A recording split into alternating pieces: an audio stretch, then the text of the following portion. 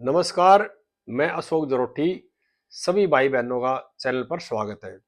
दोस्तों, टिन्नू यादव ने एसआईटी के सामने राम मंदिर चोरी का सारा सच उगल दिया है और उनकी बातें सुनने के बाद एसआईटी की जांच के बाद कई बड़े लोगों के होश उड़े हुए हैं। आज का वीडियो बहुत ही ज्ञानवर्धक है, पूरी सच्चाई का खुलासा है। वीडियो को आखिर तक देखें, ज्यादा से ज्यादा भाइयों को शेयर करें। इस वीडियो को भाई हाइप जरूर कर देना और जिस भाई ने चैनल सब्सक्राइब नहीं कर रखा अपने भाई के चैनल को सब्सक्राइब भी कर लेना। एसआईटी जांच में पाया है कि 40 दिनों का जो सीसीटीवी फुटेज देखेगा ना, उसमें 70 बार डाका डाला गया है राम मंदिर में। कोई पैसों को जुराब में छुपा रहा है, कोई पैसों को गड्डियों को बंडलों को जेब में छुपा रहा है। इस तरह की सीसीटीवी फुटेज मिली है एसआईटी जांच में। और सीसीटीवी फुटेज देखने के बाद एसआईटी के अधिकारियों के और योगी जी के भी होश उड़ गए हैं कि किस तरह से ये लोग पैसे के बंडलों को छुपाते थे कपड़ों में, जुराबों में, जूतों में, इस तरह के। और होश इस तरह से उड़ा दिए, अभी ये सोच भी नहीं सके थे अभी इस तरह के भी डाका डालेंगे राम मंदिर में। इस तरह के जो बेहुदे लोग हैं, योगी जी ने पहले ही कहा था, जैसे ही का खुलासा हुआ राम मंदिर में चोरी का, तो योगी जी ने कहा था धैर्य बनाकर रखो, एसआईटी जांच में दूध का दूध और पानी का पानी होगा और ना तो चोर बचेगा और ना उनके आका बचेंगे। और एसआईटी की अभी अंतरिम रिपोर्ट आई है, अभी पूरी जांच रिपोर्ट आई नहीं है। अंतरिम रिपोर्ट में ये बहुत बड़े खुलासे हैं। उसके बाद जो जिम्मेदार लोग थे उन पर गाज गिरनी शुरू होगी। संपत राय जी, अनिल मिश्रा जी, गोपाल राव का इस्तीफा स्वीकार हो गया और अगर इनमें ये शामिल पाए गए तो कानूनी कार्रवाई भी इनके खिलाफ होगी। अभी तो खाली इस्तीफा स्वीकार किया गया है, एसआईटी की जांच रिपोर्ट पूरी आई नहीं है। हो सकता है अगले हफ्ते एसआईटी अपनी जांच रिपोर्ट दे दे और ये अगर इसमें शामिल पाए गए तो इनके खिलाफ भी कानूनी कार्रवाई होगी। एसआईटी रिपोर्ट में जो आया है, अनिल मिश्रा की और टिन्नू यादव की साठगांठ पाई गई है और टिन्नू यादव की अखिलेश के साथ भी साठगांठ पाई गई है। अखिलेश से टिन्नू यादव की जो बात हुई ना, सीडीआर जो निकली है, उसमें यह खबर आ रही है कि अखिलेश से करीब 985 बार बात हो रही है। अगर ये सच है खबर है, क्योंकि आदमी झूठ बोल सकता है, मशीन झूठ नहीं बोल लगी। सीडीआर सबूत है, ऑन रिकॉर्ड है और साइंटिफिक एविडेंस है। अगर ये बात सत्य पाई कि अखिलेश जी की और टिन्नू यादव की इतने बार बात हो रही है, तो ये एक और बड़ा खुलासा इसमें होगा। संपत राय जी का नाम नहीं है एसआईटी की अंतरिम रिपोर्ट में। क्यों? संपत राय ने उसी टाइम इस्तीफा अपना दे दिया था और एसआईटी के सामने जांच भी ज्वाइन कर ली और ये भी कह दिया मेरे ये बैंक अकाउंट इनको चेक कर लो, मेरे पास इसी तरह कोई स्रोत नहीं है, ना धन आने का, मेरे रिश्तेदार चेक कर सकते हैं। हाँ, संपत राय जी की सिर्फ एक ही गलती पाई है, एक ही दोष पाया है कि उन्होंने आस्तीनों के जो साफ थे ना, उन पर ब्लाइंड फेथ कर लिया। जबकि दुनिया के जो सबसे बड़े राजनीतिक रणनीतिकार हुए हैं चाणक्य जी, उन्होंने एक ही कहा था, जब आप किसी बड़े पद पर बैठे हो या आपका कद बड़ा हो जाए तो सबसे पहले है ना, नजर रखनी चाहिए अपने आसपास के लोगों पे। वो सिर्फ एक लापरवाही है चंपत राय जी की। और ये भी कहा चंपत राय जी ने कि मैं जैसे भी एसआईटी मुझे बुलाएगी मैं पूरा सहयोग करूंगा जांच में, और मेरे को जो सजा मिली है, जो लानत हुई है, जो बेइज्जती हुई है, उसको स्वीकार कर लिया। और भाई मैं दोषी हूं, मेरी ये लापरवाही पाई गई है, इसलिए ऐसे ही कोई साठगांठ नहीं पाई है। और एसआईटी ने चंपत राय का रिपोर्ट में नाम नहीं है, लेकिन अनिल मिश्रा का नाम जरूर है और गोपाल राय का। ये देखने में भी लगा था पहली बार है कि चंपत राय जी है, उन्होंने बहुत ज्यादा विश्वास कर लिया इन लोगों के ऊपर, खासकर टिन्नू यादव और इनकी टीम के ऊपर। या थोड़ी सी जो गलती रही है ना, वह ट्रस्ट के और मेंबरों की भी रही है। ट्रस्ट के जितने मेंबर हैं उन्होंने रोजाना नहीं तो हफ्ते में 3-4 दिन टाइम देना चाहिए था राम मंदिर के अंदर, और टोका टाकी करते रहना चाहिए था, मीटिंग रहता है, ये देखना चाहिए था अभी पैसे की गिनती है, क्या सिस्टम है, किस तरह से ले जाए जाते हैं पैसे, कहाँ जमा होते हैं, कौन कौन गिनती में शामिल है, किस तरह का इन लोगों का आचरण है। लेकिन सारा बोझ जो दे दिया ना, वो चंपत राय जी में दे दिया। और काम के बोझ में कई बार लापरवाही हो जाती है। एक आदमी कितनी निगरानी करेगा, उसने सब कुछ देखना है। बाकी जो मेंबर थे वो बहुत दूर दूर बैठे थे, कभी मंदिर माना नहीं, सारा बोझ डाल दिया चंपत राय जी पे। और जो ये आस्तीन ये साफ थे, इनके काम के बोझ का फायदा उठा करके और उन्होंने ये घृणित काम कर दिया। ये भी सत्य है कि सच्चाई हमेशा सच्चाई होती है। अगर इन्होंने इस तरह कोई लाभ नहीं लिया, यहां से इनके किसी रिश्तेदार ने कोई लाभ नहीं लिया, तो इनका कुछ नहीं बिगड़ेगा। लेकिन जिन जिन लोगों ने लाभ लिया है वो भी सच्चाई है, वह भी निकल कर आ जाएगी एसआईटी जांच में। उन्होंने जो घृणित कार्य किया है उसकी सजा उनको मिलेगी, चाहे इसमें कोई भी हो, अनिल मिश्रा जी हो या गोपाल राय जी हो या कोई और दूसरा आदमी हो। यहां पे एक बात और देखने की बात आई है कि अखिलेश यादव ने सबसे पहले शुरुआत की थी इस मामले को लेकर के, लेकिन जैसे जैसे टिन्नू यादव का नाम आया उसके बाद उन्होंने चुप्पी साधनी शुरू कर दी। उनको यह भी नहीं पता था अखिलेश जी को अभी बाबा जी इतनी जल्दी एसआईटी का गठन कर देंगे और टिन्नू यादव गिरफ्तार होगा। अगर उनको ये लगता ना अभी टिन्नू यादव गिरफ्तार होगा इस मामले में इतनी बड़ी जांच हो जाएगी, तो वो मुंह नहीं खोलते। उनका सिर्फ एक ही मकसद था, जो विपक्ष के लोग है ना, खासकर सपा, केजरीवाल, राहुल गांधी जी, इनका सिर्फ एक ही मकसद है, अभी किसी भी तरह से जो सनातन है ना, इसकी जो एकता, इसको खंडित करो, इसको तोड़ो। और इसको अगर तोड़ने में कामयाब हो गए और सनातनी के वोट तुम्हें मिलेंगे जब तुम सरकार में आ सकते हो। और ये एक षड्यंत्र रचागा एक तरह से राम मंदिर को बदनाम करने के लिए, ट्रस्ट को बदनाम करने के लिए, आरएसएस को बदनाम करने के लिए, विश्व हिंदू परिषद को बदनाम करने के लिए, संत समाज को बदनाम करने के लिए। उसके पीछे सिर्फ एक ही मकसद था, किसी भी तरह से सनातन एकता को तोड़ कर रख दो।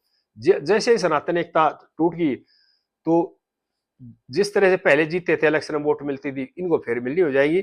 लेकिन बहुत कोशिश के बावजूद, कई दशकों की मेहनत के बावजूद सनातन में एकता हुई है। लेकिन ये जो स्वार्थी लोग है ना, ये तोड़ना चाह रहे हैं सनातन की एकता को। खेलिए कोई भी आदमी, मैं यह कहता हूं, अगर चंपत राय की जगह और भी कोई आदमी होता ना, बहुत बड़ी जिम्मेदारी निभाई थी, आज से नहीं उन्होंने सारी उम्र खपा दी जिम्मेदारी में, कोई और आदमी होता ना तो उसकी नाक के नीचे भी काम हो सका था। इसको हम गलती कह सकते हैं, लापरवाही काम के बोझ के कारण होती है। इसमें इनकी साठगांठ नहीं पा सकते। क्यों? जो आदमी सारी उम्र सेवा की है देश की, मंदिर का जो केस चल रहा था उसमें फ्रंट फेस में रहे थे और हर जगह आगे रहे, इन्होंने अपना जीवन कुर्बान कर दिया राम मंदिर के ऊपर। ये जो इन पर दोष लग गया है, जो कालिक पुत्ती की जो बेइज्जती हुई है, वो बहुत बड़ी सजा है इस तरह के आदमी के लिए। लेकिन जिन लोगों ने इसका फायदा उठाया जानबूझ करके, जिन्होंने अपने स्वार्थ के लिए, अपना धन संपत्ति बढ़ाने के लिए इस तरह कर गलत काम किया है, इस तरह के आस्तीन के सांपों का साथ दिया है, उन पर कठोर कार्रवाई जरूर होनी चाहिए, उनकी जेल जरूर होनी चाहिए और हो भी। जैसे ही जांच रिपोर्ट पूरी आएगी तो दूध का दूध और पानी का पानी होगा और जो जो जिम्मेदार लोग हैं वे अरेस्ट भी होंगे। लेकिन बड़ी बात यह है, नैतिकता के आधार पर चंपत राय जी ने सबसे पहले इस्तीफा दिया था और उनका इस्तीफा स्वीकार भी कर लिया राम मंदिर के संविधान के अनुसार। अगले कुछ दिनों में फिर मीटिंग होगी, उसमें देखा जाएगा। और देखो, ट्रस्ट के जो मेंबर है ना, मेरी उनसे भी गुजारिश है, अगर आप ट्रस्ट की मेंबरशिप खाली फीता काटने के लिए, अपने स्टेटस सिंबल के लिए ले रहे हो, तो इस मेंबरशिप को छोड़ दो। जो लोग टाइम नहीं दे सकते, जिनके पास टाइम नहीं है, उनकी लाइफ जो बिजी ज्यादा है, तो और दूसरे भाइयों के लिए छोड़ दो। ट्रस्ट में वही लोग मेंबर होने चाहिए जो ट्रस्ट को टाइम दे सके, राम मंदिर के काम में भागीदारी दे सके, वहां समय दे सके। लेकिन ये नहीं खाली फीता कटवाने के लिए, खाली नाम के लिए, खाली स्टेटस सिंबल के लिए ट्रस्ट के मेंबर बने। ये सबसे बड़ी गलती मेरा मानना दे, सबसे बड़ी गलती दे ट्रस्ट के जो दूसरे मेंबर है उनकी भी है। उन्होंने समय क्यों नहीं दिया ट्रस्ट में? आप मेंबर बन गए, मेंबर बन के आप कई कई महीने तक दर्शन नहीं किए, वहां जाकर के संभाला नहीं उस काम काज को, ये बहुत बड़ी जिम्मेदारी थी इसको संभालना। लेकिन आपने भागीदारी क्या दिखाई, मेंबरशिप तो ले ली, गलती तो आप लोगों की भी है। ये चंपत राय जी को बलि का बकरा बनाया जा रहा है, बोझ उन पर ज्यादा लाद दिया और वो काम कर नहीं सके पूरा, क्यों, जिम्मेदारी ज्यादा थी। तो दूसरे मेंबर थे उनकी भी जिम्मेदारी थी, कोषाध्यक्ष थे उन्होंने भी गिनती करनी चाहिए थी। अभी कितना कैश रोज आ रहा है, कितना जा रहा है, कितना जमा हो रहा है, कौन गिर रहा है, किसका आचरण कैसा है, इस चीज का ध्यान था। जो कोषाध्यक्ष था उसको भी तो होना चाहिए ना। ये अगर कोई किसी संस्था का कल गलती करता है और कहीं उसके चेयरमैन को डिसमिस करेंगे, या किसी बैंक का कर्मचारी किसी दूसरे विभाग का जूनियर कर्मचारी गलती करता है और कहेंगे उस विभाग के मुखिया को डिसमिस करो, ये कहाँ की सजा है।